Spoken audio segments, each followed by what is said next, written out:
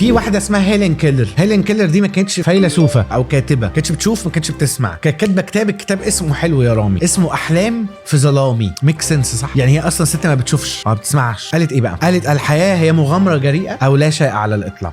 كنت انا كاتب الكود دي عشان قبل كده زمان كنت محضر توبيك عن التغيير، وفي واحد اسمه هرقل فيلسوف برضو قال لك حينما تجد نفسك في صف الاغلبيه فقد حان وقت التغيير. رجعت الكلام ده الفتره اللي فاتت وانا بحضر الحلقات، فوصلت لدي بقى: لو انت اتغيرت كل حاجه هتتغير، كل حاجه. فكروا فيها كده ل3 ثواني. لو انت غيرت حاجات في حياتك، كل حاجه ريليتد ونوت ريليتد، ليها علاقه وملهاش علاقه بالحته اللي انت غيرتها دي في حياتك، هتتغير. لو انا بقيت اصحى بدري وما كنتش بصحى بدري، لو انا بقيت اكل اقل وما كنتش باكل اقل، كل حاجه هتغير على ده. لو انا بقيت اروح الجيم وما كنتش بروح الجيم، كل حاجه هتغير على ده. تعالوا ناخد مثال الجيم. لو انا ما كنتش بروح الجيم وبقيت اروح الجيم، فرحت الجيم والتزمت في الجيم، ايه اللي هيحصل؟ انا كده في عاده عندي اتغيرت، جسمي هيظبط، فلبسي هيظبط، فهشتري لبس جديد، وهعرف ناس جديده، وهصرف فلوسي على حاجات جديده، مكملات غذائيه بقى، وهيبقى عندي اكتيفيتي جديد، وهعمل كل حاجه جديده تماتش مع ايه؟ مع الحاجه الصغيره اللي اتغيرت في حياتي. فاسمعوا بقى الجمله دي اللي قد ايه قليله الادب: لو اتغيرت العالم كله هيتغير علشانك.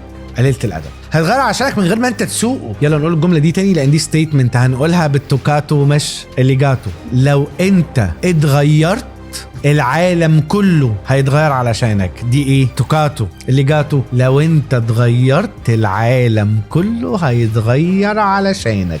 حلقه التوكاتو والستوكاتو دي حلوه قوي. ده مش اكل، دي طريقه كلام او ده مود مزيكا. لو عجبك الكلام ده اكتب لي برده كومنت، يمكن اطلع لك في الفيديوهات اللي بعد كده.